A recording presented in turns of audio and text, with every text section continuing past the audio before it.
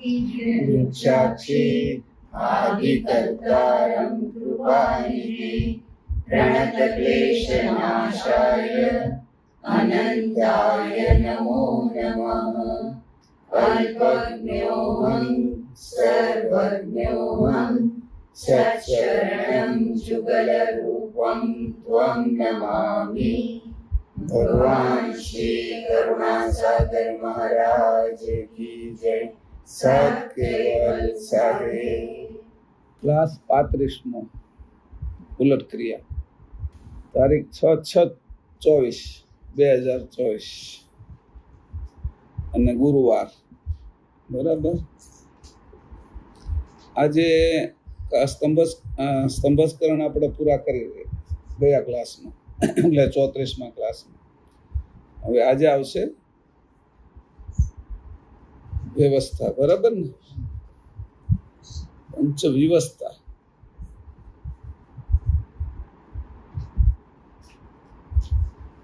પંચ વિવસ્થા બરાબર 5 વિવસ્થા કોની આરે જોડાયેલી છે?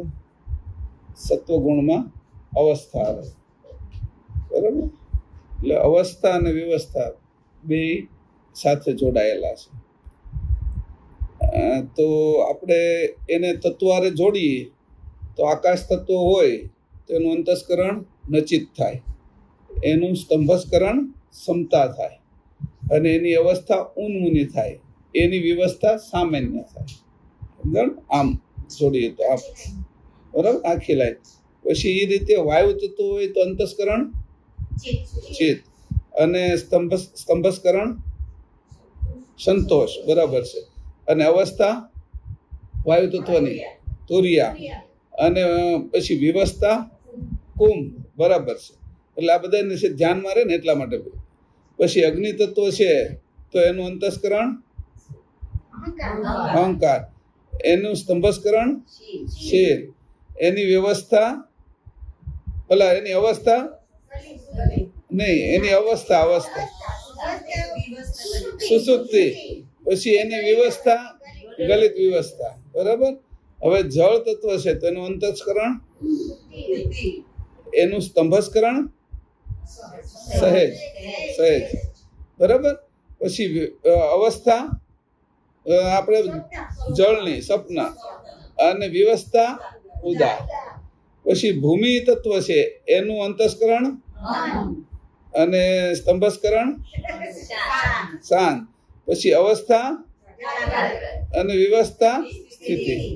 કારણ કે જે તત્વની સાથે જોડી દઈએ તો તત્વ સાથે આ રીતે જોડાઈ જાય 5 અને હું કામ જોડ્યા તો તમને ધ્યાનમાં રહે કે આની સાથે જોડાયેલા છે, આ એના સજાતિ છે, આ એના એક દેશી કહેવાય, આ એક દેશી એક મુખી કહેવાય। આ બધા તમે જુદા જુદા અત્યારે તમારા બધાના જુદા જુદા મુખ છે, પણ શોભામાનું અને મીનાબેનનું એક મુખી કહેવાય। મારી સામે 4 બેઠા એ એક મુખી કહેવાય, તમે 4 બેઠા તો એક મુખી કહેવાય।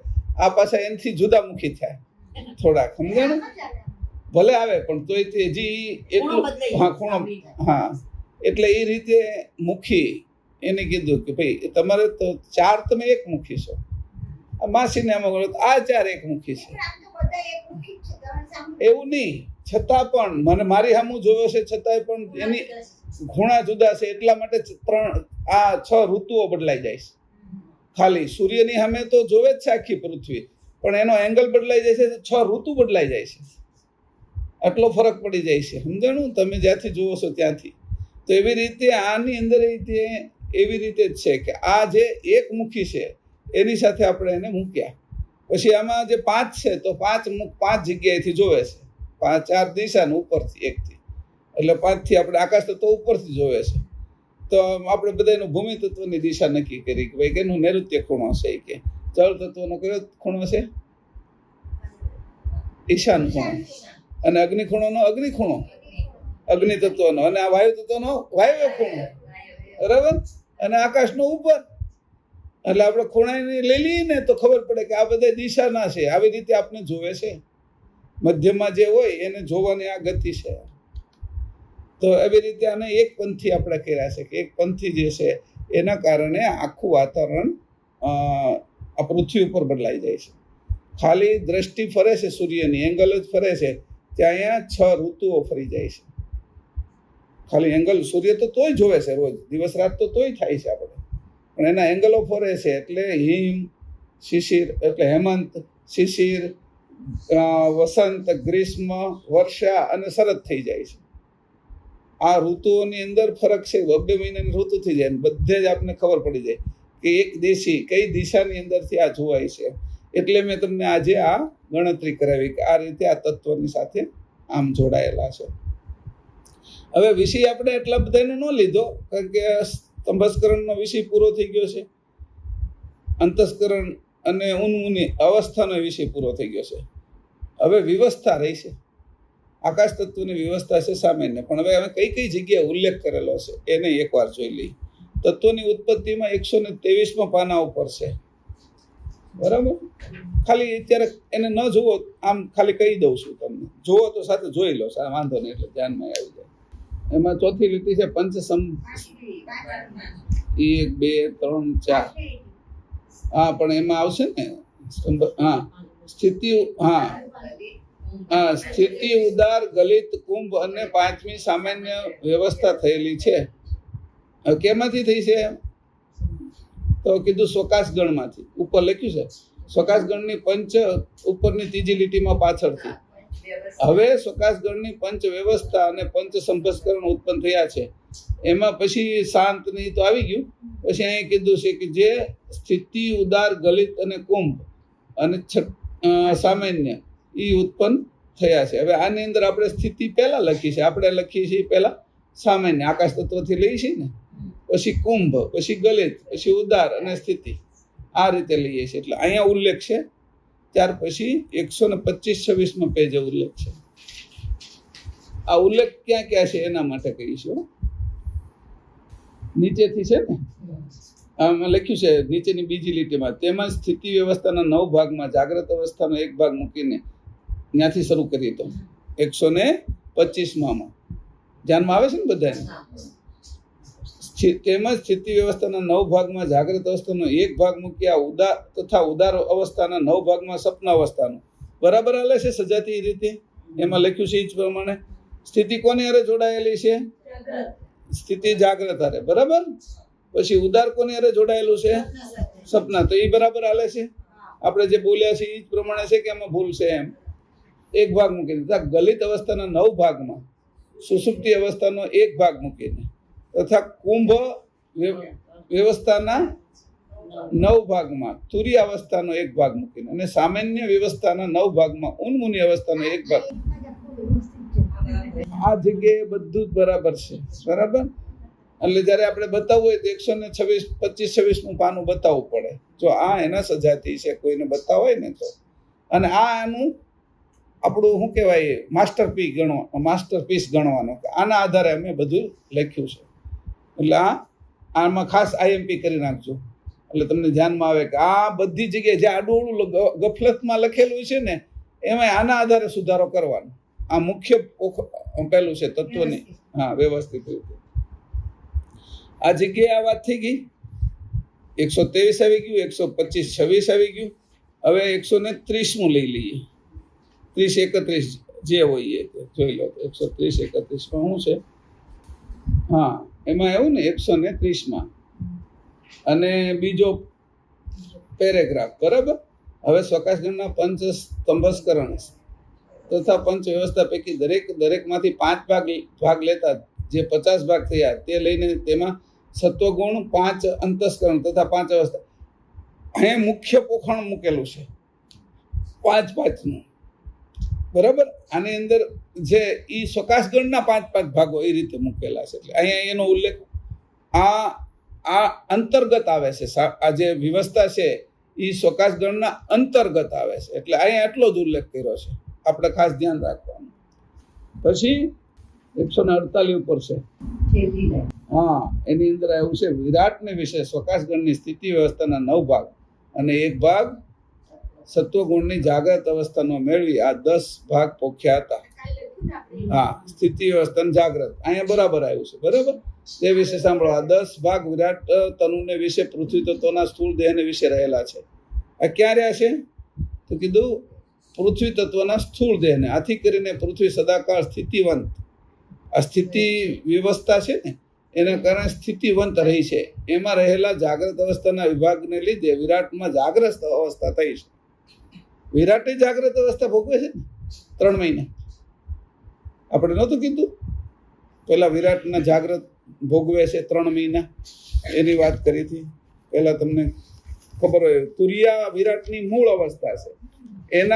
એના અંતર્ગત 3 મહિના છે એ એક અવસ્થા.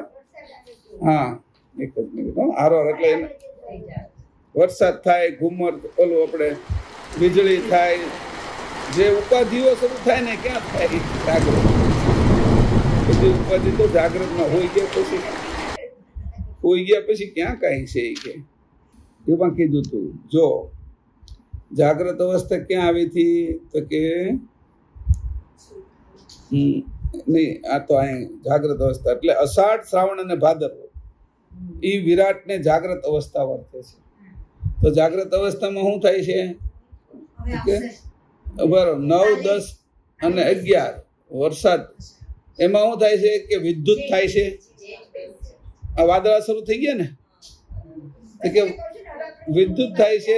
હા, વાદળા થાય છે, વૃષ્ટિ થાય છે, ગર્જના થાય છે. આની સાથે આપણી જાગ્રત અવસ્થા મેળવી હતી. આમાં શું થાય ખબર છે? વિરાટને જાગ્રત અવસ્થાનો વરસાદ ને એવું થતું ને તે આપણે ઊંઘ આવે છે. તમને ખબર છે કે જાગ્રત અવસ્થા આપણે ખેંચી લે છે. મોટું હોય ને, આપણે નાના આવે એટલે એની આપણી જાગ્રત અવસ્થા ખેંચે એટલે આપણે પછી બગાસા આવે ને કામ કરવાનું આળસ ચડે ને આ બધાની અંદર ઊંઘું વધારે હોઈ રહી ને એમ, અને ખાવાનું મન થાય જુદી જુદી વસ્તુ, ભજીયા ના તેને બધું ગરમ. તો એ બધું છે એ જાગ્રત અવસ્થામાં આપને તો તરત પાછી સુસુપ્તિ જ લાગે છે, સપન જ થઈ જાય છે. તો એની જાગ્રત અવસ્થા આપણી જાગ્રત અવસ્થા મેળવી તો આપણે ફાયદો થાય. કારણ કે તો વિરાટના જે સ્પંદનો હાલે છે, વિરાટમાં જે સંકલ્પ ઉઠે છે એને આપણે જાણી શકીએ. આપણી જો જાગ્રત અવસ્થા એની સાથેની જાગ્રત અવસ્થા થાય ને, આ જે અમુક લોકો હોય જે વર્તનારા કે આવો વરસાદ થશે ને આવું આમ થશે ને આવું વાવાઝોડ આંબાલાલ હોય, તો એની જાગ્રત અવસ્થા એની અરે મેળવી દેતા હોય. એટલે આ રીતે કરી શકતા હશે એવું મને લાગે છે. તો આપણે પણ એવી રીતે જ રાખવું એમ કે આપણી જાગ્રત અવસ્થા એકવાર અખતરો તો કરી જોઈએ કે હું નથી આમ તેમ જાગ્રત રહેવું છે. તો અહીંયા કીધું છે 3 મહિના અષાઢ, શ્રાવણ અને ભાદરવો એ જાગ્રત અવસ્થાના વિભાગને લે વિરાટમાં જાગ્રત અવસ્થા થઈ છે. હવે વિરાટ વિશે ઉદાર અવસ્થાના 9 ભાગમાં એક ભાગ સપન અવસ્થાનો મેળવી પોખ્યા હતા. તે વિરાટમાં જળ તત્વોના સૂક્ષ્મ દેહને વિશે રહ્યા છે. ક્યાં રહ્યા છે? કે જળ તત્વોના સૂક્ષ્મ દેહને રહ્યા છે. એથી કરી આ મહાજળ સદાકાળ અથા, ઉદાર અને ગંભીર રૂપે રહે છે. એમાં એક ભાગ સપન અવસ્થાનો જે પોખેલો, એથી કરીને વિરાટમાં સપન અવસ્થા છે. હવે એને કીધું કે આ સપન અવસ્થામાં કેવી રીતે રહે? સૂક્ષ્મ દેહ છે એનો. સૂક્ષ્મ દેહ છે ત્યારે એને જ્યારે સપનું આવતું હોય છે ત્યારે શું થાય છે કે મહાજળ સદાકાળ અથા, ઉદાર અને ગંભીર રૂપે રહે છે. એની આપણે સપનું આપણે આવતું હોય તો આપણે બહાર કોઈ પણ વસ્તુ સપના વિશે જે વસ્તુ આપણા હાથમાં આવી હોય એને બહાર લાવી શકતા નથી. એવી રીતે એની જ્યારે સપન અવસ્થા ચાલતી હોય ત્યારે એને જ્યારે પાણી હોય, વીજળી હોય, વાદળા હોય, એના સપના વિશે હોય અંકુર રૂપે, પણ એ બહાર આવી શકતા નથી. એ બહાર લાવવાનું કામ કોણ કરે છે? તો કે જાગ્રત અવસ્થા. તો આ સપન અવસ્થા વિરાટને ક્યાં પોખેલી છે કે તો એને કીધું સપન અવસ્થા છે એ આસો મહિનો એટલે 12મો, બરાબર. પછી કારતક અને માગસર, એમાં અલ્પ વૃષ્ટિ, ધુમર અને ઓસ વગેરે અલ્પ ઉપાધિ કારક દેખાય છે. એ કેવી રીતે કે જ્યારે સપનું એવું આપણે ભયંકર આવતું હોય ને એટલે આપણે જાગી જાય ને, આપણે જે એને પરસેવો વળી જાય, ગભરાઈ જાય, એ બહાર થોડુંક આવે છે, અલ્પ પરસેવો થઈ જાય, એ અલ્પ. તમે જે કંઈક આવ્યું, એરું પડ્યો છે પાછળ, સિંહ પડ્યો છે, કોઈક આપણે ધક્કો મારે છે પાણીની અંદર ઉપરથી, અને એ જે ડર લાગે છે એ અરસામાં કંઈક એવું ખરાબ સપનું આવ્યું. એવી રીતે સારું સપનું આવ્યું તો આપણે પ્રસન્ન હોઈએ છીએ. એવી રીતે ખરાબ સપનું આવ્યું તો એની જે અસરો હોય છે આપણા શરીર ઉપર એ થોડી ઘણી બહાર આવે છે અસરો. એ રીતે જે છુપાયેલો જે વરસાદ છે, વીજળી છે, એ બધું જે છુપાઈ ગયું છે, એ આ 90 દિવસ એના જે છે એમાં કીધું છે આસો છેલ્લો મહિનો, કારતક અને માગસર, આ 90 દિવસ છે એ એને સ્વપ્ન અવસ્થા વિરાટને વર્તે છે. આના કારણે સમજણ, આ સ્વપ્ન અવસ્થા વર્તે છે. અને એના કારણે આને કીધું કે સ્વપ્ન અવસ્થા અને આ કેના કારણે ઉદાર વ્યવસ્થાના, ગલિત છે ક્યાં હવે, ઉદાર વ્યવસ્થાના કારણે આ જે વાદળા જે એકત્રિત થયેલા હોય છે એ ઉદાર થઈ જાય છે, એટલે વ્યાપક થઈ જાય. વીજળી જે કેન્દ્રિત થયેલી છે એ વ્યાપક થઈ જાય છે. પછી શિયાળો આવે છે એટલે વ્યાપક થાય છે વીજળી, એની ખબર કેમ પડે આપને એ વ્યાપક થઈ છે. પ્લાસ્ટિકની છે, આપણે ખુરશી ઉપર બેસીએ થોડીક વાર અને પછી ઊભા થાય એટલે ઓલો શોર્ટ લાગે છે એટલે વીજળી અહીંયા શરૂ થઈ ગઈ, વ્યાપક થઈ ગઈ. આ જે ઋતુ છે એની અંદર નથી થતું, શિયાળાની અંદર ખાસ થાય છે. તો કે છુપાયેલી છે, એનું કારણ છે ઉદાર અવસ્થા. આજે અહીંયા જે આપણે જે 3 મહિના ખાસ ઓલું હોય છે, શિયાળાના જે 3 મહિના હોય એમાં તમને કરંટ કંઈક આ ફ્રીજ ખોલતા, કંઈક ગાડી તમે ખોલતા, ગાડીમાં ખોલવા જાવ ત્યાં, અને એમાંય તમે ખુરશી ઉપર બેઠા અને કોઈ આવીને અડે તો તક શોર્ટ લાગે છે. તો એનો અર્થ એવો છે કે જે વીજળી ત્યાં કેન્દ્રિત હતી એ કેન્દ્રિત હવે સ્વપ્ન અવસ્થામાં ઉદાર એટલે વ્યાપક થઈ ગઈ છે, ઉદાર થઈ ગઈ છે. આ રીતે વાદળા ઉદાર થઈ ગયા છે એટલે ઓસ રૂપે આવે, દેખાય છે આપણે, ઓસ થાય એની અંદર. આમાં લખ્યું છે ધુમ્મર, ઓસ, અલ્પવૃષ્ટિ એવું થાય. એ ઉદાર અવસ્થાનું કારણ છે. આ રીતે જોઈજો કે આ રીતે કેવી સરસ રીતે વ્યવસ્થા કરી છે. અને આને આ કઈ નજરે જોવાય તો આપને ખબર પડે, કે આવી નજરે આપણે જોઈએ તો આપને ખબર પડે. બાકીની અવસ્થાઓની અંદર અત્યારે તમે આ જ વસ્તુ પર ખુરશી ઉપર બેસો તો નહીં થાય, કારણ કે એ હવે એ જે ઉદાર થઈ ગઈ છે હજી છે. કારણ કે ચોમાસું તો વહી ગયું પણ શિયાળો બેઠો છે, પણ એની અંદર ઉદારતા જે થઈ છે એના કારણે હજી વ્યાપક સ્થિતિમાં હજી છે. આ ધ્યાન રાખવા જેવું છે. અને અહીંયા ચોમાસામાં નથી થતું, એ તો આકાશમાં ચડી ગઈ, બધી કેન્દ્રિત થઈ ગઈ એટલે વીજળી ત્યાંથી થાય છે. આજે અંદરથી જે ગરમાટો થાય છે, જે ધખારો બફારો થવા મળે છે આપને, એ જે છે એ વીજળી ઉપર ચડે છે, એ ખેંચી લે છે એને, અને ઉપરથી બાકીની વીજળી એનાથી ઉપર છે ત્યાં ખેંચીને કેન્દ્રિત ભૂત કરીને આપણે સામે વીજળી દેખાય છે, આપને સ્પષ્ટ દેખાય છે. તો એ બે બાજુથી ખેંચાય છે વીજળી. એવી રીતે અહીંયા કીધું છે કે જો આ ઘટનાઓ આ રીતે થઈ રહી છે. પછી બધેથી પાણી ભેગું કરી લે છે જાગ્રત અવસ્થામાં અને એની સ્થિતિ કરી નાખે છે. જાગ્રતમાં સ્થિતિ અવસ્થા એટલે એને ગંઠી લે છે, ગંઠીને વાદળાઓ તૈયાર કરે છે.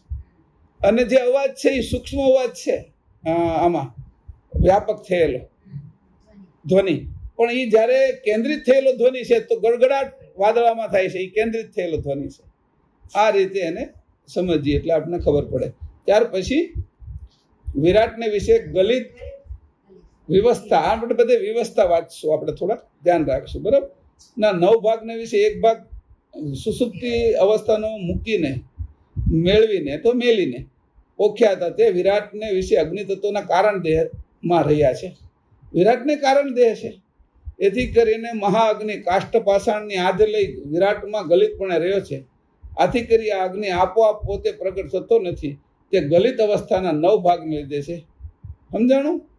હું કીધું કે અગ્નિ તો હોય છે, સુસુપ્તિ છે, પથ્થરમાં હોય છે, લાકડામાં હોય છે, એવી રીતે ગેસમાં હોય છે, પણ એ આપોઆપ પ્રગટ થતો નથી. એ એનું કારણ છે ગલિત વ્યવસ્થા.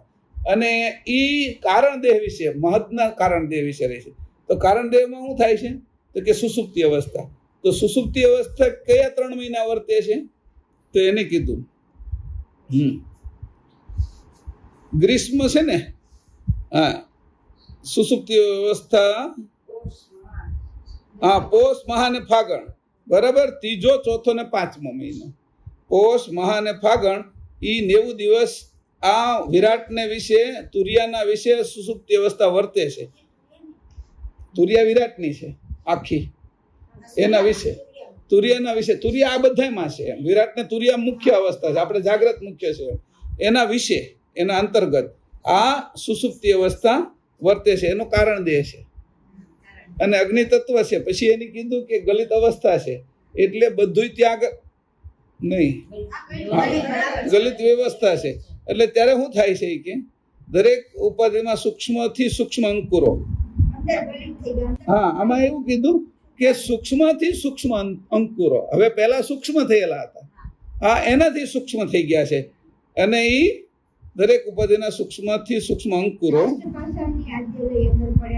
હા છુપાયેલા છે. એને કોઈ જો એને ગલિત કરી દીધું છે એ અગ્નિને, કે એને અત્યારે ભાન નથી રહ્યું, ગાળી દીધો છે. કોઈને આપણે છે એ વાતમાં પીગાળી દઈએ ને એવી રીતે, હા, એટલે એનો ગુસ્સો હોયો જાય ને, એટલે એવી રીતે એને ગલિત કરી નાખ્યો અગ્નિ. નકર એ બધાને બાળી દે, પણ એની લાકડામાં કોલસા પથ્થરિયા હોય, એની અંદર પેટ્રોલ ડીઝલ કે જે સળગી એક એવી વસ્તુ છે, એ બધાની અંદર એને ગલિત કરી નાખ્યો છે.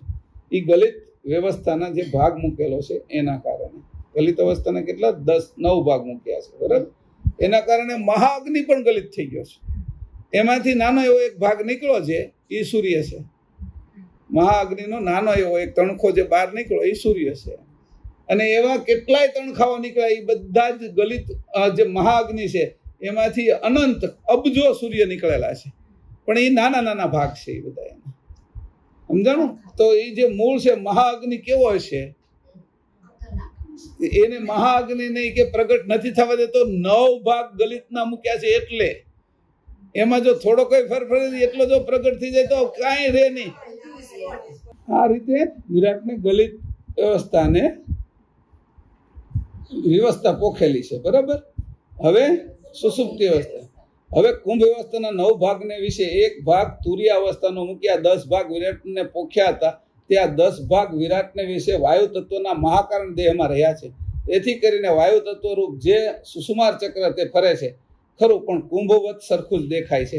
કારણ કે ચંદ્ર સૂર્યની આજ લઈ તારામંડળ તેને આધારે રહેલા છે, પણ તારામંડળ કે ચંદ્ર સૂર્ય ચાલતા દેખાતા નથી. એનું કારણ કુંભ વ્યવસ્થાના 9 ભાગ પોકેલા. જુઓ તો ખરા, આપણે આ સૂર્ય ફરે છે, પૃથ્વી ફરે છે, એની ભાન નથી. આપણી ગાડી ચાલે છે એની ખબર છે, આપણી ટ્રેન ચાલે છે એની ખબર છે, આપણું પ્લેન ચાલે છે એની ખબર છે, પણ પ્લેનની અંદર રીતે કુંભ અવસ્થાના વધારે ભાગ પોખેલા છે. એટલે આપણે ઉપર ચડી ગયા પછી છે એ ખાલી અવાજ આવે છે, પછી તો હલે તો ખબર પડે, બાકી એમનું હાલ્યા કરે તો કુંભ વ્યવસ્થાના જ ભાગમાં છે. તો એને ખબર હોય કે ન હોય, એની આ બનાવ્યું છે તો એમાં આવી જ ગયું છે. આ તો એવી રીતે અહીંયા કીધું કે કુંભ વ્યવસ્થાના કારણે સૂર્ય, ચંદ્ર, તારામંડળ બધા જ હાલે છે, બધા જ ફરે છે, પણ આપને કુંભ સરીખા લાગે છે કે આપને હાલતા દેખાતા નથી. પૃથ્વી હાલે છે તો એ નથી દેખાતી હાલતી, આપણે હાલની છીએ એ દેખાય છે. નહીં, આપણે હાલની છીએ કે કીડી ચાલે છે એની ખબર પડે છે, પણ પૃથ્વી હાલે છે 1 કલાકના 1670 કિલોમીટર પોતાની ધરી ઉપર ફરે છે, અને સૂર્યની આજુબાજુ ફરે છે 1 કલાકના 1,07,000 કિલોમીટર 1 કલાકમાં. તો 1 કલાકના 1,60,07,000 કિલોમીટર ફરે છે. એનો ઝટકો પણ આપણને નથી લાગતો. એનું કારણ જ આ કુંભ વ્યવસ્થા છે. આ જાણી તો આપણને ખબર પડે કેટલું બધું એની કેટલી કૃતિ કરી છે. એમ આ તો જોવા જેવું છે. એની અંદર આપણી અંદર એ છે વિરાટ. આપણે જ્યારે હોય ત્યારે આપણી અંદર લોહી ફરતું હોય એની આપને ક્યાં કઈ ખબર રહેશે. એમ આ વિરાટની અંદર બધું ફરે છે, એમાંય કુંભ જ થઈ જાય છે આપણે. તો એક વસ્તુ વાળ વધે છે આપને, પણ વાળ આપણા એમને છે એવું જ લાગે છે. નખ વધે છે પણ આપણે જયારે કાપી ત્યારે ખબર પડે એટલા મોટા થઈ જાય. એ વધે છે એની ખબર નથી પડતી, વાળ વધે છે એની ખબર નથી પડતી. ત્યાં કુંભ વ્યવસ્થા છે, ગતિની અંદર કુંભ વ્યવસ્થા ભરેલી છે. તો એવી રીતે અહીંયા કીધું કે આને જુઓ, કે આને સમજો મારી વ્યવસ્થાને. એટલે આપણે કેવું સરસ છે એમ કીધું. પણ આ વિરાટને વિશે છે એ કુંભ વ્યવસ્થા ક્યાં છે તો કે મહાકારણ શરીરમાં એના વિરાટનું. અને મહાકારણ શરીર એનું મુખ્ય શરીર છે વિરાટનું. એટલે તુરીય અવસ્થા 12 માસ છે. એના પેટામાં 4 અવસ્થાઓ વર્તે છે. 12 મહિના વિરાટને વિશે તુરીય અવસ્થાઓ છે ને છે જ. અને એની અંદર જે છે આટલી બધી ઘટનાઓ ઘટે છે જે વિરાટમાં, એની આપને કશી ખબર પડતી નથી. આ ગતિ અહીંયા જે સૂર્યના કિરણોની ગતિના કારણે 64 લાખ યોજન પાણી રોજનું ઉપર ચડી જાય છે. અને એ રોજ ચડતું હોય, આપણે એક ડોલ ચડાવી પાણી તોય આપણને ખબર પડે, મોટરથી ચડાવી તોય ખબર પડે કે મોટર શરૂ કરી એટલું પાણી ચડી ગયું ટાંકામાં. આ આટલું બધું પાણી ચડી જાય છે અને એની ખબર નથી રહેતી આપણને. આ છે વિરાટને કુંભ વ્યવસ્થા મહાકારણ દેહને વિશે મૂકેલી છે. એ આપણે એની ગતિની કોઈ ગતિની ખબર નથી પડતી. આ લોકો શું કરે, જે રાજકારણમાં હોય ને એની સામેના પક્ષવાળાની કઈ ગતિ કરશે એ, એટલે કયા એના ચોકઠા ગોઠવવા કે કોઈ કઈ ચાલ રમશે એ, તો કઈ ચાલ આપણે રમવી, એ ગતિ ઉપરથી નક્કી કરે. વિરાટની ગતિની જ ખબર નથી પડતી તો તમે કેવી રીતે ગોઠવો કે? પણ જો આ ગ્રંથની અંદર બરાબર અભ્યાસ કરી અને તત્વની સમજ પાકી થઈ જાય આપને, તો વિરાટની ગતિની પણ ખબર પડે. વિરાટ ચાલ ગોઠવે ને આપણે બીજી ચાલ ગોઠવી નાખીએ, કારણ કે આપણે આવડી ગયું હવે તત્વને ચલાવતા. તત્વો આપને નથી ચલાવતા. અત્યાર સુધી તત્વો આપને ચલાવતા, વિરાટને ચલાવે, વ્યષ્ટિ, સમષ્ટિ અને પરમેષ્ટિ સુધી તત્વ ચલાવે છે. હવે મારે છે હું તત્વને જાણી જાઉં તો મારે આની સામે કઈ રીતે રહેવું. આ લોકો જે કેરમ રમતા હોય ને તો કુકરી ક્યાં જશે એની એને ખબર હોય, એટલે એ મારે ક્યાં મારવું કે, તો એ પ્રમાણે કેરમની જીત કરે. આ લોકો જે ક્રિકેટ રમતા હોય તો એની અંદર પેલો કેવી રીતે દડો નાખશે, મારે કેવી રીતે એને મારવું, અથવા કેવી રીતે રમશે તો હું કેવી રીતે બોલ નાખું, એના ઉપરથી એને આઉટ કરી શકશે કે સિક્સ મારી શકશે ઓલો, એ નક્કી કરે છે. તો એ જે નક્કી કરવું એ એની ચાલ છે. તો આ બધી ચાલ છે એ કેવી રીતે કહેવાય કે જો આ જે ગતિ, ચાલ એટલે ગતિ, એટલે ભાઈ આની ગતિની ખબર નથી પડતી મને. એટલે આપણે હંમેશા કહીએ કે આ પરમાત્માની ગતિ કેવી હશે કે એટલા બધા ગરીબ માણસો એટલા ભીખ માગે છે ને એટલા બધા મહેલોની અંદર આટા મારે, એની ગતિની ખબર નથી પડતી. તો એની ગતિની આપને ખબર પડી જાય તો એની વિશે આપને સમાધાન પણ થાય. પણ જ્યાં સુધી એની ગતિની ખબર ન પડે ત્યાં સુધી આપને સમાધાન ન થાય. આપણે બીજાના દુઃખે પણ દુઃખી થાય, બીજાના સુખે પણ દુઃખી થાય. પાછા એવું નહીં કે સુખે સુખી થાય. આપણે દુઃખી જ થવાનો આપણે ધંધો સ્વીકાર્યો છે, એટલે દુઃખ જ ગોતતી આપણે કે આટલો બધો આ સુખી, એટલે મનની અંદર દુઃખ થાય. એમ આમ ઉપરથી બોલીએ આપણે કે આ સુખી છે, એનું સુખ જોઈને દુઃખ થાય. કે એવા ઓછા લોકો છે કે જેને સુખ જોઈને સુખ થાય અને બીજાનું દુઃખ જોઈને દુઃખ થાય. અને ઘણા તો એવા હશે કે બીજાનું સુખ જોઈને દુઃખ થાય અને બીજાનું દુઃખ જોઈને સુખ થાય. એ તો નિમ્ન હેઠળની કક્ષાના લોકો છે.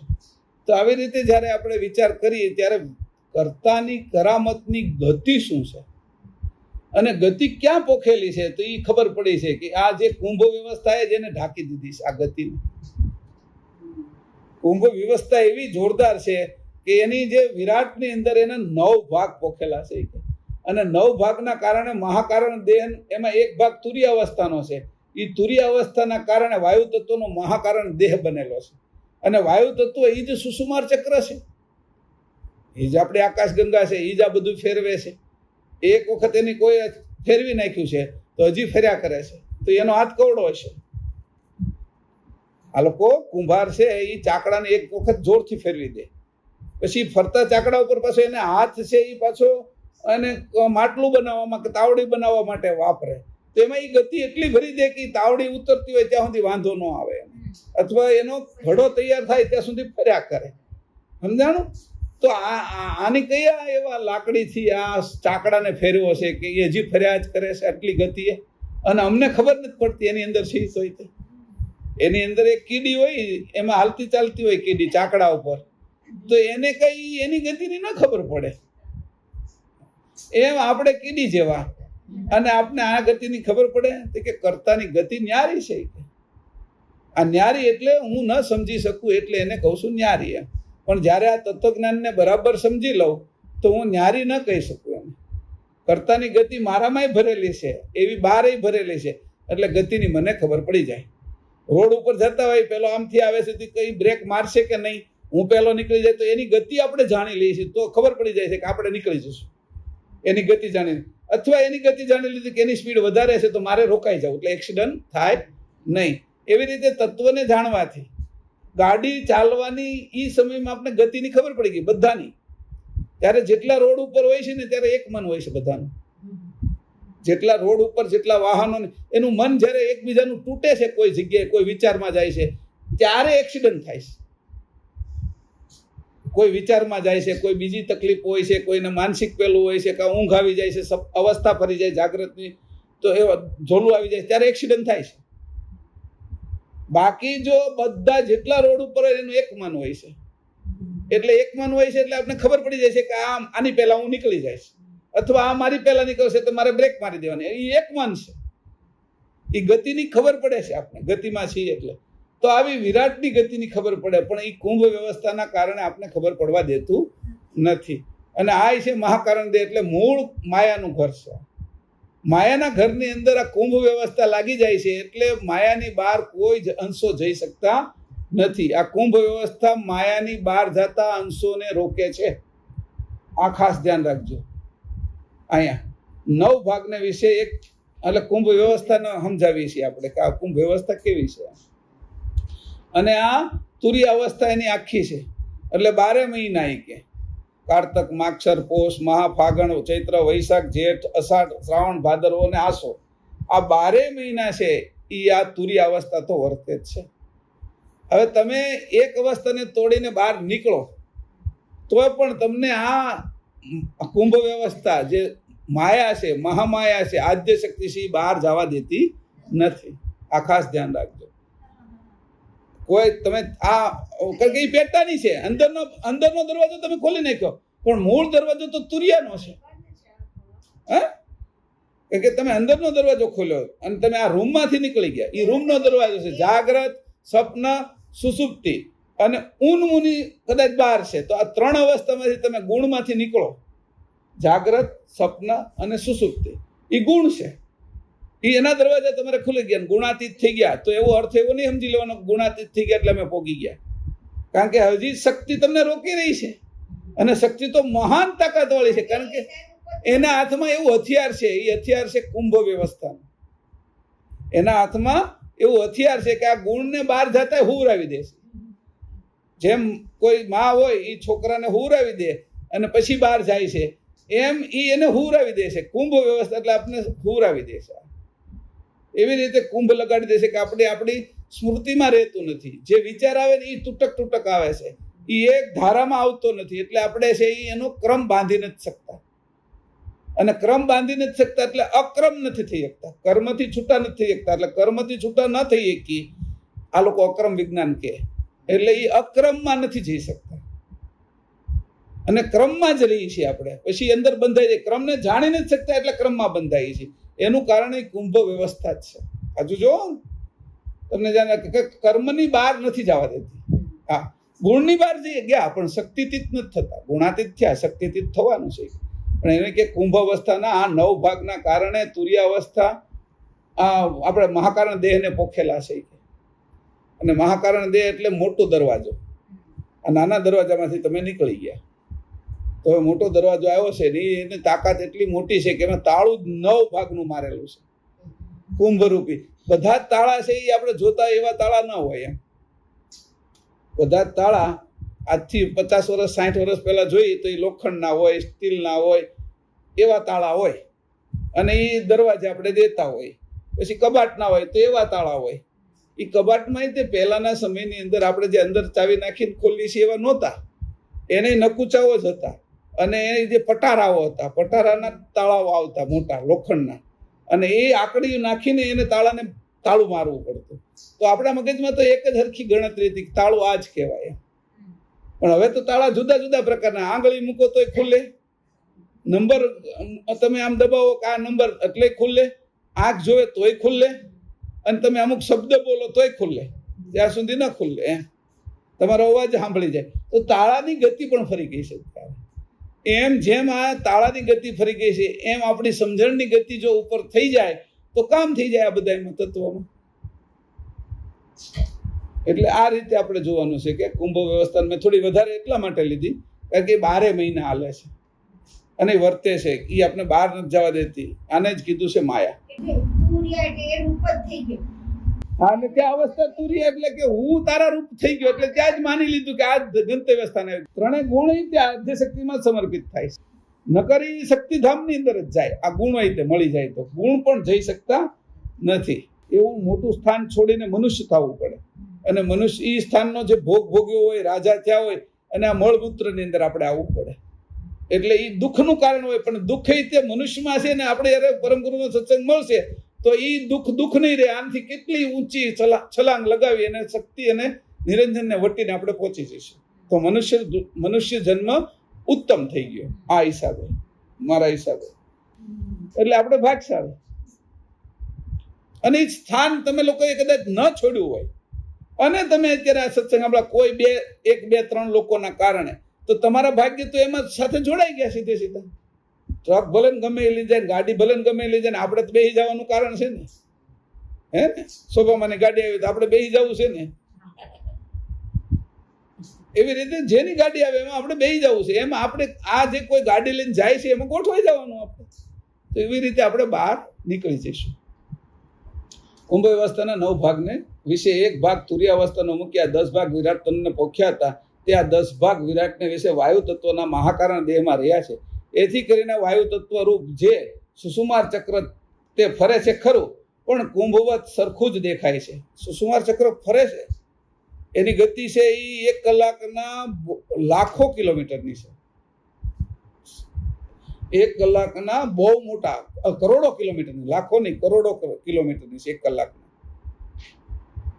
એ જે ફરે છે એ મેં એકવાર ગણ્યું છે, એનું બધું લખ્યું છે આ કેવી રીતે ફરે છે, આ સમય જે રીતે લખ્યું એવી રીતે. તો એટલી સુષુમાર ચક્રની ગતિ છે એ. હા, આકાશગંગા સુષુમાર ચક્ર એટલે આકાશગંગા. આકાશગંગા જે ફરે છે એની ગતિ બહુ મોટી છે. એમાં આ બધાની ગતિ તો એ ઓલા કીડીની ગતિ જેવી લાગે. આપણી પૃથ્વીની, સૂર્યની, આપણા અભિજીતની, આપણા ધ્રુવની, એ બધાની ગતિ તો કીડી જેવડી, કાચબા જેવડી એવી ગતિ લાગે પ્લેનની સામે. એટલું સ્પીડથી ફરે છે કે આ બધાની ગતિ એના કારણે છે ઉત્પન્ન થયેલી. એ મેં લખ્યું છે એ ગતિ, કારણ કે એને હું તમને વચાવીશ કે એટલી ગતિ આની છે, એટલી ગતિ આની છે. ત્યારે ખબર પડે છે કે આપણે તો કઈ આમાં ગતિ જ નથી કરતા. આપણે જ્યાં ચોંટી ગયા છીએ ને અહીંયા તો ચોંટી ગયા. પૃથ્વી એક નાની એવી લીંડી છે, એનાથી હલ્યા જ નથી આપણે. પૃથ્વી જ નથી હલી તો આપણે ક્યાંથી હલ્યા હોય? ચોંટી ગઈ છે. મૂળ તો સુષુમાર ચક્ર જ ફરે છે અને એના અંતર્ગત આ બધા ચોંટેલા જ છે.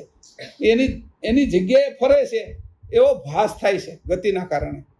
જેમ આપણે ગાડીમાં બેઠા હોય અને ડુંગરાઓ આપણે હારે હાલતા હોય, પછી પાછા બાજુમાં ઉભેલી ટ્રેન પાછળ જતી હોય, ઝાડ પાછળ જતા હોય, પાછા જે દૂરના ડુંગરાઓ પાછા થોડા સુધી આપણે હારે હાલતા હોય. એ 3 ગતિ દેખાય આપને. તમે જુઓ તો 3 ગતિ. ટ્રેનમાં તમે જાઓ છો તો બાજુના જે થાંભલા છે એ ફટાફટ પાછળ જાય છે, પણ પાછળ સામેના ડુંગરાઓ એવું લાગે કે આ થાંભલાને આપણી હારે આવે છે, પણ અહીં અમુક ગતિ આવે ને પાછા એ વયા જાય છે. તો ગતિના ભાસ છે. ગતિની અંદર હંમેશા ભાસ મૂકેલો છે.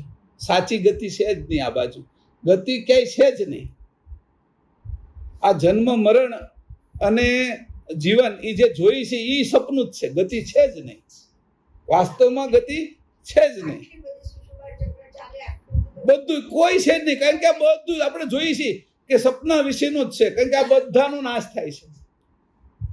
જે નાશ થાય છે એને આપણે એવું સમજીએ છીએ ગતિમાં છે એટલે નાશ થાય છે, પણ વાસ્તવમાં ગતિ છે નહીં, નાશ જ થાય છે. સપના વિશેની ઘટના છે આ બધી, એટલે આપણે કશું લઈ જતા નથી આની અંદર, અને કોઈ નથી લઈ જતું.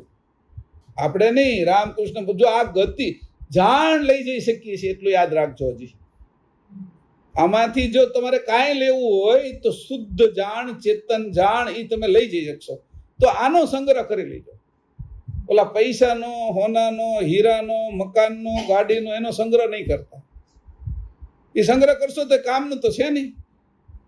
કાંઈ આપણી પહેલા વહી જશે અને કાંઈ એની પહેલા આપણે વહી જઈશું ઘાટ. સમજાણું? તો સંગ્રહ કરવાનો છે જાણનો, સૂક્ષ્મ જાણ. આ બધી આ જાણ જો ભેગી કરી લેશો પછી સંગ્રહવાની ક્યાં છે? આપણી સમજણમાં. જાણને સંગ્રહવાની છે આપણી સમજણમાં, અને આપણી જે જૂની સમજણ છે એને બાદ કરતી જવાની. ધીરે ધીરે ડોળું પાણી કાઢતું જવાનું, નવું પાણી નાખતું જવાનું અંદર. હવે આ રીતે જે તુરિયા છે એને મેં વધારે ચલાવી છે અને એ કુંભ વ્યવસ્થાને વધારે ચલાવી છે. એના આધારે રહેલા છે. પણ તારામંડળ કે ચંદ્ર સૂર્ય ચાલતા દેખાતા નથી. એનું કારણ કુંભ વ્યવસ્થાના 9 ભાગ પોખેલા છે તે છે. વળી 1 ભાગ તુર્ય અવસ્થાનો પોખેલો એથી કરીને વિરાટમાં તુર્ય અવસ્થા થઈ છે. હવે સામાન્ય અવસ્થા 5મી છેલ્લી સામાન્ય અવસ્થાના 9 ભાગમાં 1 ભાગ ઉન્મુની અવસ્થાનો મૂકીને આ 10 ભાગ વિરાટ દેહને પોખ્યા હતા. તે વિરાટના આકાશ તત્વના પરમ કારણ દેહને વિશે રહ્યા છે. એથી કરીને આકાશ તત્વ સામાન્યવત દેખાય છે. એને વિશે 1 ભાગ ઉન્મુની અવસ્થાનો મૂકેલો, એથી કરીને વિરાટને વિશે ઉન્મુની અવસ્થા થઈ છે. વિરાટને ઉન્મુની અવસ્થા ક્યાં થઈ છે કે તો એની કીધું કે વિરાટની અંદર 3 મહિના જે ઉન્મુનીના છે 90 દિવસ એ ચૈત્ર, વૈશાખ અને જ્યેષ્ઠ, બરાબર. એની અંદર શું થાય છે કે તેમાં ઉપર જેવું કશું થતું નથી. અલ્પવૃષ્ટિ, ધુમ્મર, ઓસ, પછી વિદ્યુત, વાદળા, વૃષ્ટિ, ગર્જના વગેરે કશું થતું નથી કે આ મહિનાની અંદર કે આમ બધું ઉન્મૂન જેવું હોય છે કે એટલે એની અંદર ઉન્મૂની અવસ્થા જાણવી કે વસંતનો 1 માસ વત્તા 2 માસ ગ્રીષ્મના. આમાં જે 6ઠ્ઠો મહિનો ચૈત્ર છે એ વસંતનો છે અને ગ્રીષ્મના એટલે વૈશાખ અને જ્યેષ્ઠ એ ગ્રીષ્મના 2 મહિના છે. આ 3 મહિના છે એ ઉન્મુની અવસ્થા તુર્યના પેટામાં વર્તે છે. જો તુર્ય તો આગળ છે, ઉન્મુની એના પેટામાં છે, ઉન્મુની મુખ્ય નથી. એટલે હજી પરિણામ તો તુર્યના પક્ષમાં જ આવવાનું છે. એટલે આ ઉન્મુનીમાં બેઠેલો હોય એને એમ લાગે કે હું તો એનાથી તુર્યથી આગળ છું, પણ તુર્ય વ્યાપક છે એવી રીતે એને મળે છે. એને એમ લાગે તુર્ય વિશે એના અંતર્ગત ઉન્મુની છે પેટામાં. પ્રિન્સિપાલના પેટામાં આ શિક્ષક છે, સમજાણું? એટલે એનો બોર્ડર તો પ્રિન્સિપાલનો જ માનવાનો છે, ભલે ગમે એ હોય. એની ઉંમર વધારે છે, અનુભવ વધારે છે, પણ પ્રિન્સિપાલના હિસાબમાં જ એને માનવાનું છે. એટલે અત્યારે આમાં પ્રિન્સિપાલ છે એ આપણા તુર્યા છે. ભલે પેલા અનુભવી વધારે હોય, એની અવસ્થા મોટી હોય, પણ એને રહેવાનું તો આના અંતર્ગત જ છે. તો એને કીધું આ રીતે આ વસંતનો 1 માસ અને 2 માસ ગ્રીષ્મ ઋતુના, એવી રીતે ચૈત્ર, વૈશાખ અને જ્યેષ્ઠ આ 90 દિવસ છે એ આ તુર્યા વિશે ઉન્મુની અવસ્થા વર્તે છે વિરાટને. અને એનું પરમ કારણ દે આકાશ તત્વનો બનેલો છે એના વિશે. અને આકાશ તત્વનો પરમ કારણ દેહ હોવાથી આ મહિનાની અંદર, આ 3 મહિનાની અંદર આપણે વિશેષ સાધનાઓ કરી શકીએ. આની અંદર આને જાણીને, જો આને જાણી તત્વોને બરાબર સમજી, આપણા તત્વોને મેળવી અને ઉન્મુની સુધી આપણે પહોંચવું હોય પરમ કારણ દેહ સુધી, તો આપને મદદરૂપ થતું છે આ વિશેષ. કારણ કે ત્યાં આગળ બીજી ઉપાધિઓ નથી, જે કફ થઈ જવો, જે શરદી થઈ જવી, તાવ આવી જવા, એ જે આપણે શરીર પેલી તકલીફ થતી હોય તો શરીરના વિશે આપણે થોડો અંદર હો રહે, એટલે આરત રહે. એક પ્રકારનું આપને છે એનું આ ઋતુનું બળ મળે, ઋતુ અને અવસ્થાનું બળ મળે એ અરસામાં. કદાચ એવું પણ બને આપણે ઉન્મુની ખેંચાઈ જાય, આની અંદર મહદ ઉન્મુની લાગી જાય તો એનો રસ્તો કરીએ. કોઈ એની ઉન્મુની લાગે ને આપણી ઉન્મુની ન ખેંચાય તો એની આપણી બાજુ ખેંચાઈ જાય પાછી, તો વિશેષ લાભ થાય આપણે. આને ઉલટને સુલટ કરી નાખવાનું, સુલટને ઉલટ કરી નાખવાનું, એ રીત આવડે. એટલે આ લોકો ઝેર છે એને પાછી દવા કરી નાખે, અને ઝેરને પાછું એ દવાથી ઝેરી જે તત્વો હોય એનો નાશ કરી નાખે. જે કોરોનાની રસી બનાવી તો કોરોનાને જેને વધારે પેલી એને આ થયો અને એને પ્રતિકારક શક્તિ વધારી, અને એ પ્રતિકારક શક્તિ વધી એના હિસાબે એની પાછી રસી બનાવી. જેની પ્રતિકારક શક્તિ વધી એની રસી બનાવી. આ પ્લાઝમા લેતા હતા જે લોકોને કોરોના થઈ ગયો હોય અને પ્રતિકારક શક્તિ વધી હોય, એના લોહીમાંથી પ્લાઝમા લઈ અને જેને કોરોના થયો હોય, રોગ પ્રતિકારક શક્તિ ઓછી હોય, એને એ ચડાવતા હતા. એટલે RSSની અંદરથી ઘણા લોકોએ પ્લાઝમા આપ્યો હતો ત્યારે. એટલે આ મને ખબર હતી, પ્લાઝમાની અંદર પ્રતિકારક શક્તિ વધતી હતી. તો એવી ગતિએ ઉન્મુની આગળથી આપણે ઉન્મુની ખેંચી લેવાની, હે ને? આજે વાત કરું છું એટલા માટે કે રોગની અંદરથી રોગનો પછી પ્રતિકાર શક્તિ ખેંચી લેતી. તો એ આખી ટેકનિક છે જુદી, કે એકવાર જેને એવું થઈ ગયું કે એ પછી એની સાથે જોડાઈ જતા આપને પણ એ સ્થિતિ થઈ જાય. પહેલાને રોગ થયો તો એનું મને પ્લાઝમા ચડાવી દીધો તો મને એનું પ્રતિકારક શક્તિ સીધી મળી ગઈ, મારે વિકાસવાની જરૂર ન પડી મારા બેક્ટેરિયાને. અને એ જ રીતે રસીઓ આપી તો બીજાની લીધેલી રોગ પ્રતિકારક શક્તિ મારી અંદર ઉમેરી. રોગ હતો એ રોગને એની માત કર્યો અને એને એ પછી રસી મારી અંદર ઉમેરી, એટલે હું હવે એ રોગને પ્રતિકારક મારી શક્તિ થઈ ગઈ. એવી રીતે આનો ઉપયોગ, તત્વની અવસ્થાનો ઉપયોગ, વિવસ્થાનો ઉપયોગ આપને કરતા આવડી જાય તો કામ થઈ જાય. હવે ઉન્મુનિ મૂકી આ 10 ભાગ વિરાટ દેહને પોખ્યા હતા. આ પરમ કારણને છે. આકાશ તત્વ સામાન્ય દેખાય એ વિશે એક ભાગ ઉન્મુનિનો, તો વિરાટને વિશે ઉન્મુનિ અવસ્થા થઈ છે. આ આપણે વ્યવસ્થાનું કરી નાખ્યું. વ્યવસ્થાનું આ જે આ પાના ઉપર આપ્યું હતું એ પૂરું કર્યું. હવે આગળ જાય. હા બરાબર. હવે 219 જો તો 218-19 છે. જો 18-19 છે. ત્યાં જઈએ. અહીંયા એટલું સ્પષ્ટીકરણ થયું છે વ્યવસ્થાનું. આ ઊંડાણથી થયું છે. આ ધ્યાન રાખજો. એટલે વ્યવસ્થાને આપણે કઈ રીતે, વ્યવસ્થા કામની તો છે જ, એની સામે લગાડવા, હે ને? ઝેર કામનું તો છે જ, ઝેરની સામે લગાડવા. એટલે આપને આપી છે એનો ઉપયોગ બહુ મસ્ત થાય એવું છે. 200 આવશે નીચે. શાંતિ શાંતિની હવે વ્યવસ્થાની ત્યાંથી હવે જંગમને વિશે સ્વકાશગણના હવે જંગમને છે સ્વકાશગણની વ્યવસ્થા ક્યાં રહે છે તે કહું. એટલે 200 પાનું 1, 2, 3, 4, 5, 6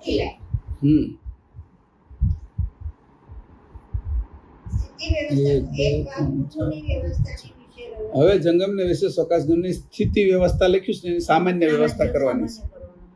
બરાબર છે. એને હવે જંગમને વિશે સ્વકાશગણની સામાન્ય વ્યવસ્થા ક્યાં રહી છે તે કહું છું.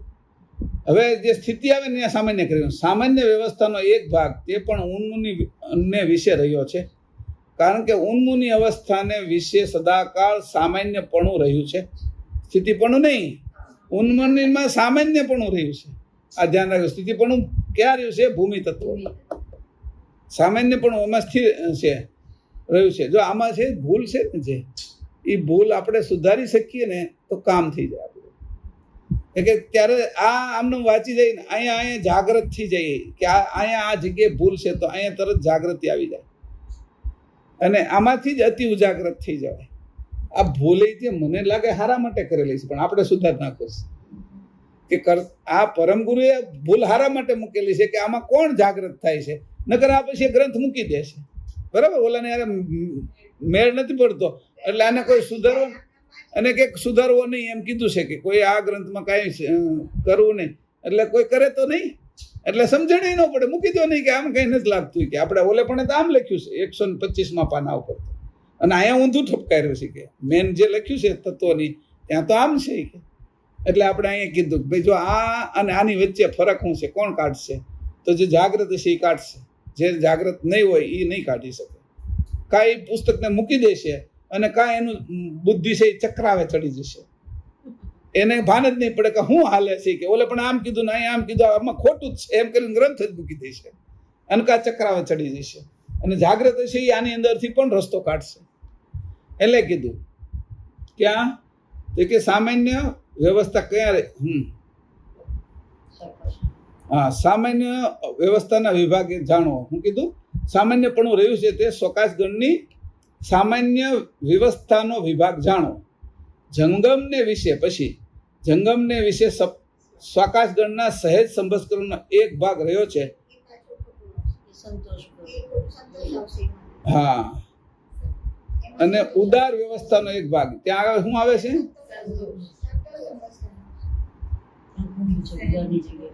ઉદાર ને શું છે? હા, અહીંયા સંતોષ અને કુંભ. હા બરાબર છે. તો પછી અહીંયા પાછળ આવ્યું છે ને સંતોષ અને કુંભ. તો હા હા હા નહીં, આમાં ફેરવવાનું છે નહીં. હું આ વાંચી જાઉં છું, તમને ધ્યાનમાં આવી જશે. હવે જંગમને વિશે શીલ સંભસ્કરણ ક્યાં આવ્યા હતા આપણે? સીધી વ્યવસ્થા છે ને બદલે આપણે હવે સામાન્ય જંગમને વિશે સ્વાકાશગણના સહસંબંધકરણનો એક ભાગ રહ્યો છે અને ઉદાર વ્યવસ્થાનો એક ભાગ તે બંનેને જંગમની તુર્યાવસ્થા વિશે આ ખોટું છે. હા હા એ ખોટું, પણ એને આપણે આ રીતે લઈ લઈએ એમાં થોડુંક. હા એને ઉપરથી લેવું હોય તો પછી એમ ત્યાં નીચેથી લે એમ કરવું. નહીં અત્યારે અહીંયા લઈ લઈ, પછી પાછું ફેરવી તો નાખશું જ તે. આ તુરિયાને હેઠે લઈ લીધીશ મેં અત્યારે, જ્યારે તુરિયા લખીશ ને પછી આપણે આમ ફેરવી નાખવાનું છે, એને ક્રમમાં લઈ લેવાનું. હા, સમજવા માટે. તો કેમ તુર્યા નહીં કરી દીધી? આ તમે અત્યારે આમાં ને આમાં ફેરવું નથી ને, એટલે આમાં ને આમાં ખાલી પેલામાં કીધું. જંગમને વિશે સ્વકાશગણના સહેજ સંબંધકરણનો એક ભાગ રહ્યો છે, તે ઉદાર વ્યવસ્થાનો એક ભાગ રહ્યો છે. એમાં સહેજ, હા સૂક્ષ્મ દેહની, એટલે સહેજમાં શું કરી નાખશું આપણે? સંતોષ. અને પહેલામાં કુંભ. આ બીજી થઈ ગઈ ને, આમ બીજી થાય.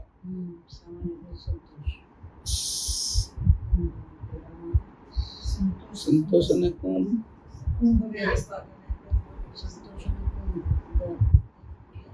આ તો તમે આ ઊંઘની અવસ્થાનું ઉભા રહે, હવે હું આને અત્યારે મૂકી દઈએ છીએ અને આગળ લઈ, પછી હું આને ફેરવી નાખું છું. જો આટલું આ એક ભાગ ફેરવવાનો છે. આખું ફેરવવું. હા હા, એને આખું પાનું જ ફેરવવાનું. હવે અહીંયા શું કર્યું? ઉદાર વ્યવસ્થાનો ભાગ રહ્યા છે. આ બંને ભાગ જંગમની, ત્યાં મેં સીધું કરી નાખ્યું સ્વપ્ન અવસ્થા વિશે રહ્યા છે. એથી કરીને સ્વપ્ન ને વિશે સહજપણું અને ઉદારપણું બંને રહ્યા છે. મેં ખાલી શું કર્યું? આ બધું એમને એમ રહેવા દીધું. તુરિયાને બદલે મેં સ્વપ્ન કરી નાખ્યું. અહીંયા કદી ઊંઘની જગ્યાએ પેલું અહીંયા બદલવું પડશે. આ પછી આખો ફેરવી નાખશું. પણ અહીંયા મેં આ રીતે કર્યું, એવી રીતે તમે કરો. અત્યારે જો અહીંયા જે લખ્યું છે ને એમાં ઊંઘની જગ્યાએ જો જંગમને વિશે સ્વકાશગણના સહેજ સંબંધકરણનો એક ભાગ રહ્યો છે અને ઉદાર વ્યવસ્થાનો એક ભાગ રહ્યો છે. આ બંને ભાગ જંગમની તુરિયા અવસ્થા લખ્યું, એને બદલે સપના અવસ્થા કરી નાખો. સપના અવસ્થાને વિશે રહ્યા છે. ખાલી તુરિયાને ચેકી નાખવાનું, ઉપર સપના કરી નાખો. હા ભલે ભલે, જેની બદલી હોય એ રહેવા દીજો. બાકીના જેની બદલી, જેની ન બદલી હોય ને એ એટલું કરી નાખો. હા, પછી 1 2 3 બદલી નાખવું સારું, પણ અત્યારે અહીંયા તો લખી નાખો તમારે. બરાબર, વિશે રહ્યા છે. એથી કરીને આ સ્વપ્નને વિશે સહજપણું અને ઉદારપણું બંને રહ્યા છે. તેથી કરીને આ સ્વપ્નને, તુરિયાને વિશે લખ્યું ને, એને બદલે ઉપર લખી નાખો, તુરિયાને ચેકીને ઉપર સ્વપ્નને વિશે સહજપણું અને ઉદારપણું બંને રહ્યા છે. હવે જંગમને વિશે આ બરોબર છે પાછું, કારણ કે વચ્ચેનું બરાબર હોય ને. હવે જંગમને વિશે શીલ સંબંધકરણનો એક ભાગ અને ગલિત વ્યવસ્થાનો એક ભાગ રહ્યા છે. આ બંને ભાગ જંગમની સુસુપ્તિ અવસ્થાને વિશે રહ્યા જ્યાં ઉપાધિ વિવર્તન પામે છે, તે માટે ત્યાં શીલપણું જ રહ્યું છે. અને ગલિત વ્યવસ્થાનો ત્યાં એક ભાગ રહ્યો છે, તે સુસુપ્તિ અર્ધમાત્રા સ્વપ્નના ઉઠતા સંકલ્પને ગલિત કરી નાખીને વિલય કરે છે. તે ગલિત વ્યવસ્થાનો સંકલ્પ વિલાય છે. હા, ગલિત વ્યવસ્થા એ સંકલ્પ વિલાય છે. આ પ્રકારે સ્વકાશગણમાં શીલ સંબંધકરણ અને ગલિત વ્યવસ્થાના વિભાગ જંગમની સુસુપ્તિ અવસ્થાને વિશે રહ્યા છે. બરાબર. હવે જુઓ, હવે મેં અહીંયા ફેરવ્યું છે. હવે જંગમને વિશે સંતોષ સંબંધકરણનો એક ભાગ અને કુંભ વ્યવસ્થાનો એક ભાગ છે. આ બંને ભાગ જંગમની સ્વપ્નના બદલે તુરિયા અવસ્થા કરી નાખો ને, તુરિયા કરી નાખો. બહુ ન ફેરવું, પછી નંબર ફેરવી નાખશું, લખશું ત્યારે આખું ફેરવી નાખશું. હા, બહુ લાંબુ ન ફેરવું ને. એટલે જંગમની તુરિયા અવસ્થાને વિશે રહ્યા છે. તે કેમ જણાય તે કહું છું. હાલો, હવે અહીંયા કીધું છે એ જણાય એ કેમ કહું છું, તો એ કહું છું તમને. મેં અહીંયા નીચે લખી નાખ્યું છે. હવે જાગ્રત સ્વપ્ન સુસુપ્તિ વિશે ઉત્પન્ન થયેલા અતિ અલ્પ અને સ્થૂળ પદાર્થોની પ્રાપ્તિ પછી તુરિયાના ઘરમાં પ્રવેશતા એક પણ પદાર્થ રહેવા પામતો નથી ને જે સંતોષ થાય છે તે સંતોષ સંબંધકરણનો વિભાગ જાણો. આના માટે મેં લખ્યું છે. એને એમ કીધું સ્વપ્નને વિશે મિથ્યા પદાર્થ પ્રાપ્તિ થઈને સંતોષ થાય છે. આ સંતોષ સંબંધકરણનો વિભાગે કરીને થાય છે. તો ત્યાં આપણે લખવાનું છે એને એ સંતોષ, એમાં આપણે ફેરવી નાખ્યું. શું લખ્યું? પદાર્થનો તો લય થાય છે. એને કીધું કે આ જે છે એ પદાર્થનો શું કરે છે? એ પદાર્થ પ્રાપ્તિને સંતોષ થાય છે એમ કહે છે. પણ પદાર્થ પ્રાપ્તિ થઈ ગયા પછી સંતોષ થાય છે. વાત સમજજો. કોઈ પણ વસ્તુ અહીંયા સમજવાની આ વાત છે કે પદાર્થ પ્રાપ્તિ થઈ ગયા પછી સંતોષ થાય છે. સમજાણું? એટલે એ ક્યાં થાય છે? હવે એ ક્યાં થાય છે? તો કે જાગ્રતમાં સ્થૂળ પદાર્થ છે. સ્વપ્નની અંદર સૂક્ષ્મ પદાર્થ છે અને સુષુપ્તિની અંદર અલ્પ સૂક્ષ્મ પદાર્થ છે. એ મેં લખ્યું છે, એ વાંચું છું. એ વાક્ય છે, લખવું હોય તો તમે લખી લો નીચે કોઈ જગ્યાએ. હવે જાગ્રત, સ્વપ્ન, સુષુપ્તિ વિશે ઉત્પન્ન થયેલા અતિ અલ્પ એટલે કેમાં થાય છે? સુષુપ્તિ અવસ્થામાં. આ તો તુર્યની વાત કરી છે. અતિ અલ્પ જે સ્વપ્ન આવે છે ને, પછી અલ્પ એટલે સ્વપ્નમાં થાય છે, અને સ્થૂળ. હા, ફરીથી હવે જાગ્રત, સ્વપ્ન, સુષુપ્તિ વિશે ઉત્પન્ન થયેલા અતિ અલ્પ, પછી અલ્પ વિરામ, પછી અલ્પ, પછી અલ્પ વિરામ અને સ્થૂળ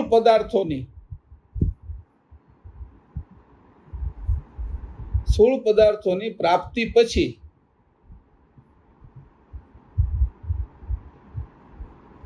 તુર્યના ઘરમાં પ્રવેશતા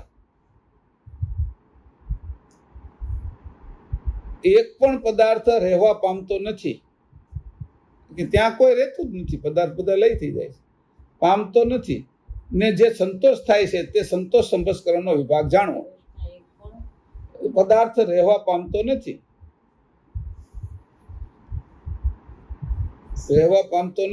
ને જે સંતોષ થાય છે. કારણ કે હવે મૂકી દીધા પછી સંતોષ હોય છે, પૂરું થઈ ગયું. પછી મૂકી દીધા પછી સંતોષ થાય છે તે સંતોષ સંભસ્કરણનો વિભાગ જાણવો. આ વાત સમજાણી? ઓલી જે પદાર્થની જ વાત કરી છે એમાં, અને એને આ રીતે આપણે બધું વ્યવસ્થિત રીતે લઈ લીધી છે. કોક એકવાર બોલી જાઓ એટલે મને ખબર પડે. હવે જાગ્રત, સ્વપ્ન, સુષુપ્તિ વિશે ઉત્પન્ન થયેલા અતિ અલ્પ વિરામ અને સ્થૂળ પદાર્થોની પ્રાપ્તિ પછી તુર્યના ઘરમાં પ્રવેશતા એક પણ પદાર્થ રહેવા પામતો નથી અને સંતોષ થાય છે તે સંતોષ નથી. ને જે સંતોષ થાય છે તે સંતોષ સંભસ્કરણનો અને જે સંતોષ થાય છે સંતોષ સંભસ્કરણનો વિભાગ જાણો. હવે મેં આમાં લખ્યું છે ને પેલી જાગ્રત અવસ્થા, તો આમાં આ અવસ્થા છે ને એ પેલા સુષુપ્તિ, સ્વપ્ન અને જાગ્રત એવી રીતે લખવી જોઈએ. કારણ કે મેં લખ્યા છે અલ્પ, તો કેમાં રહે? તો સુષુપ્તિમાં અતિ અલ્પ, પછી સ્વપ્નમાં અલ્પ અને જાગ્રતમાં સ્થૂળ. એટલે એનો ક્રમ બદલાઈ ન જાય એટલા માટે આપણે ફેરવી નાખવો જોઈએ. ના, બધું નહીં ફેરવાનું, ખાલી ક્રમ ફેરવી નાખવાનો. હા, સુષુપ્તિને 1 નંબર લખી નાખો, સ્વપ્ન ઉપર 2 નંબર લખી નાખો, અને જાગ્રત ઉપર જાગ્રત ઉપર 3. આપણે ઊંધું હાલી છીએ ને, તુરિયામાંથી જઈએ છીએ ને.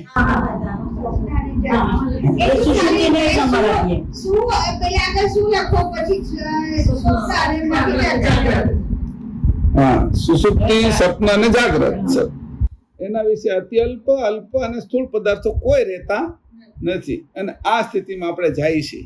આ વાત સમજી લો. આ એટલે ખબર પડે આપણે.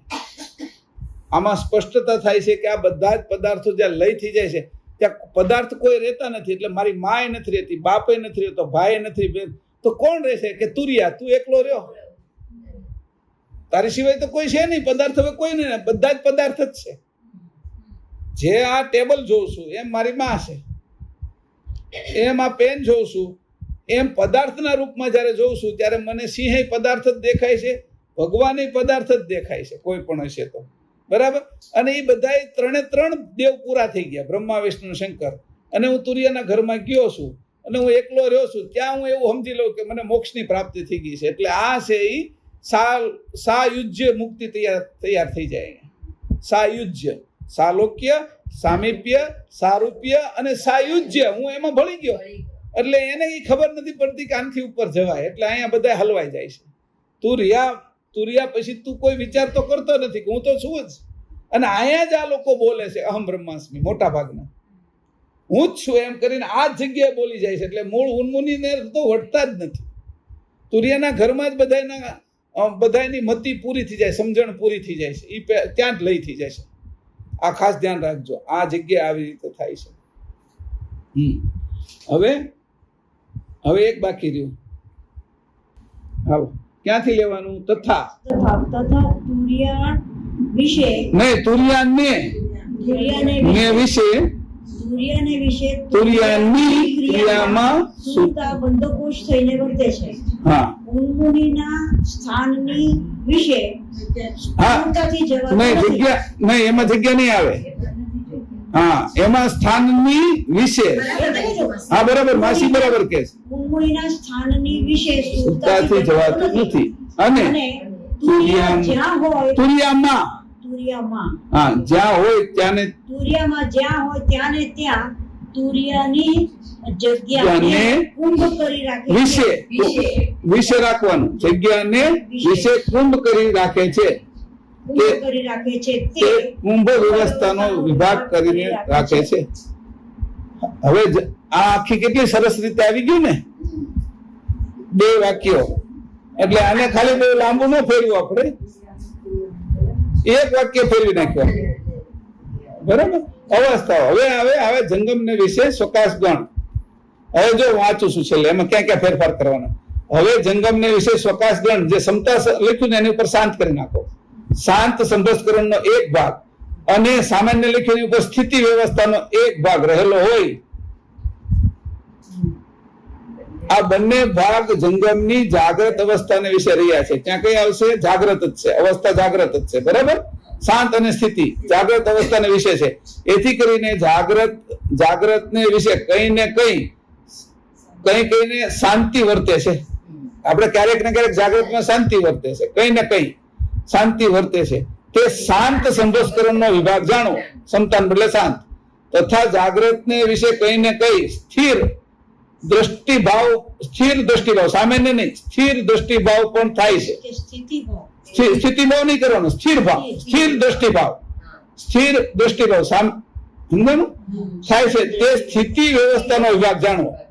બરાબર, હાલો હું ફેરફાર કર્યા એ તમને કહી દઉં. ફરીથી વાંચો. હવે જંગમને વિશે સ્વકાશ ગણના સમતાને બદલે શાંત કરી નાખ્યો. સંભસ્કરણનો એક ભાગ અને સામાન્ય ઉપર સ્થિતિ વ્યવસ્થાનો એક ભાગ રહેલા હોય. આ બંને ભાગ જંગમની જાગ્રત અવસ્થાને વિશે રહ્યા છે. એથી કરી જાગ્રતને વિશે કઈ શાંતિ વર્તે છે. તે શાંત સંભસ્કરણનો વિભાગ જાણો. તથા જાગ્રતને વિશે કઈ સ્થિર દ્રષ્ટિભાવ પણ થાય છે. સ્થિર દ્રષ્ટિભાવ પણ થાય છે, એ લખજો. તે સ્થિતિ વ્યવસ્થાનો વિભાગ જાણો. હવે કોણ વાંચે છે? આજથી માં. એટલે 2 વાર વાંચી લે એટલે બીજા કોઈની ભૂલ નથી થતી ને. શિલ્પ વાંચ, શોભામાં વાંચો, કોઈ વાંચો. હવે જંગમને વિશે જંગમના વિશે સ્વકાશ ગણના શાંત સંભસ્કરણનો એક ભાગ અને સ્થિતિ વ્યવસ્થાનો એક ભાગ રહેલા હોય. આ બંને ભાગ જંગમની જાગ્રત અવસ્થાના વિશે રહ્યા છે. એથી કરી જાગ્રતને વિશે કઈક શાંતિ વર્તે છે. તે શાંત સંભસ્કરણનો વિભાગ જાણો. તથા જાગ્રતના વિશે કઈક સ્થિર દ્રષ્ટિભાવ પણ થાય છે. તે સ્થિતિ વ્યવસ્થાનો વિભાગ જાણો. બરાબર થઈ ગયું બધાયનું, હે ને? હવે તમારે આને જે રીતે લેવાનું હોય ઉપરથી તુરિયાને ઉપર ચડાવી દીધો, સમજો, નંબર આપી દીજો ખાલી. તો વ્યવસ્થાની અંદર આપણે ખાસ બધી વ્યવસ્થામાં તો ધ્યાન રાખશું, પણ ખાસ ધ્યાન રાખવાનું છે કુંભ વ્યવસ્થામાં. ત્યારે આપણે ધ્યાનમાં બેસી કોઈ કામ કરતા હોય ત્યારે કુંભ ન લાગી જવી જોઈએ. કુંભ લાગી જાય એટલે કામની અંદર મીઠું 2 વાર નખાઈ જાય અથવા 1 વાર ન નખાય. કુંભ ન લાગવી જોઈએ.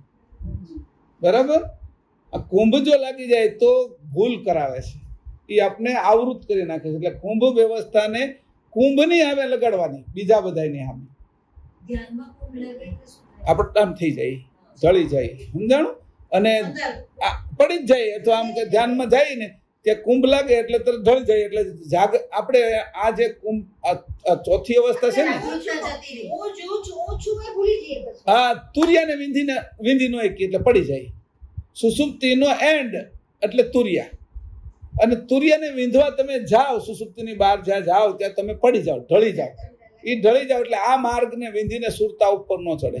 આ જે સોહંગ માર્ગમાં સુરતા ન ચડે, ઓહંગમાં ને ઓહંગ મારે નીચે એટલે સીધી પ્રકૃતિ આગળ નાભીમ ગરી જાય સીધી અહં પ્રણવમાં પ્રકૃતિનો પ્રણવ છે. અને કામ કરતી વખતે કેવી રીતે કામ કરતી વખતે કુંભ લાગે આપને એટલે કુંભ લાગે એટલે બીજી વાતમાં વયા જાય, અહીંથી પેલા થઈ જાય, અથવા હાવ આપણે સ્તબ્ધ થઈ ગયા.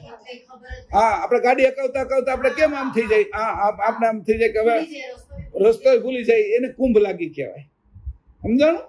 તો કુંભ છે એ આ બધી જગ્યાએ લાગે ને ધીરે ધીરે અભ્યાસ કરવા મળશો ને, પોતા મારવા હોય તમે કુંભમાં તો એક અમુક જે હડકો ભૂલી જાઓ એ કુંભ છે. અહીંયા પોતું મારતા હોય ને આટલું આ જે કોઈ ડાળ આમ ત્રાસી નજરે જોયું તો કુંભ ક્યાં લાગે ખબર છે? એને કુંભને બરાબર તમારે જોવી પડે.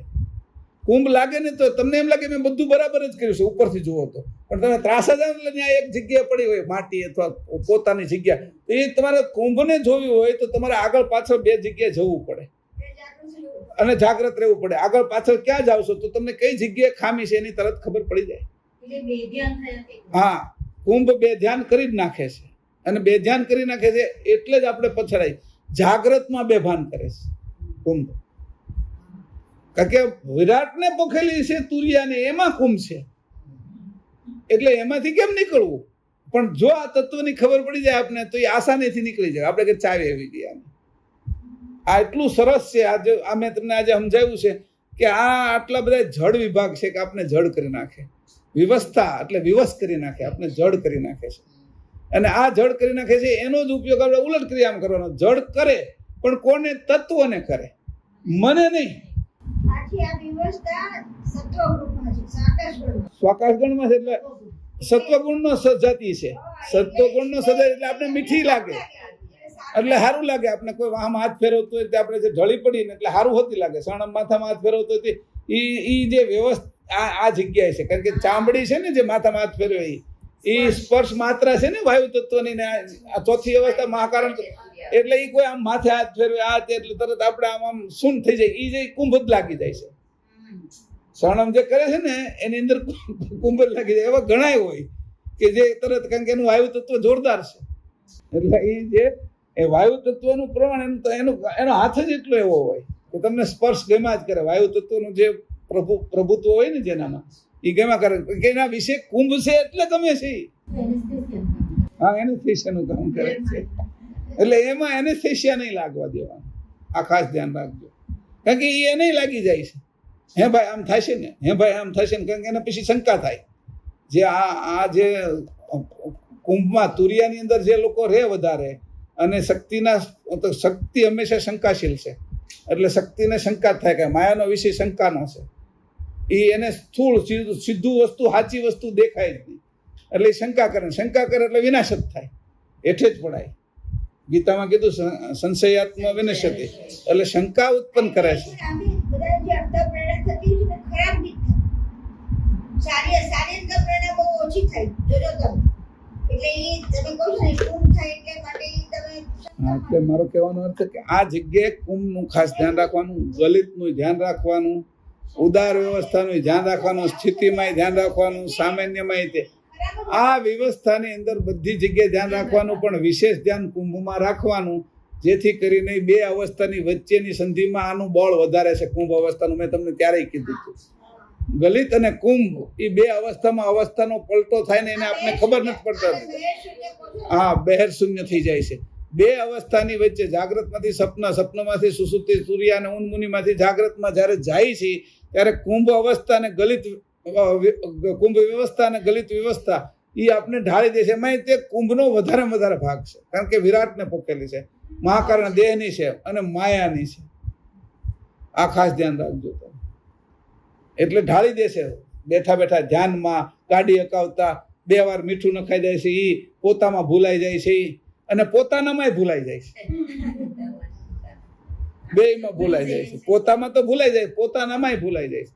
એટલે આજે મેં વધારે સમય લીધો છે. જે વિષય હતો એ તો બાકી રહી ગયો, પણ આ વિષય સરસ હતો એટલે એને સમજાવી દીધો. કરુણા સાગર ભગવાન કી જય, કરુણા સાગર મહારાજ કી જય, સત કેવલ સાહેબ.